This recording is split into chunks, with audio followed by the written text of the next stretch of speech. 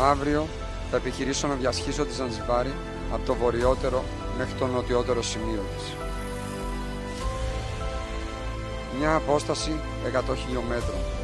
Μια διαδρομή που δεν ξέρω πώς θα εξελιχθεί. Δεν ξέρω αν το σώμα μου θα αντέξει και δεν ξέρω αν θα φτάσω μέχρι το τέλος. Αλλά ξέρω ότι πρέπει να το δοκιμάσω. Και αυτό το τρέξιμο δεν είναι μόνο για μένα. Όσο εγώ θα διασχίζω τη Ζανζιβάρη, θα είναι ανοιχτό ένα fundraiser με ένα στόχο.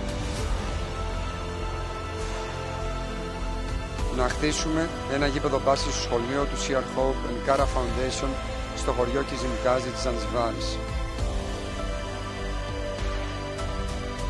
Ένα γήπεδο θα δώσει στα παιδιά περισσότερες ευκαιρίες, περισσότερους λόγους για να χαμογελούν και ένα χώρο για να μεγαλώσουν μέσα από τον αθλητισμό και να νιώσουν ελεύθερα όπως νιώθω και εγώ τρέχοντας.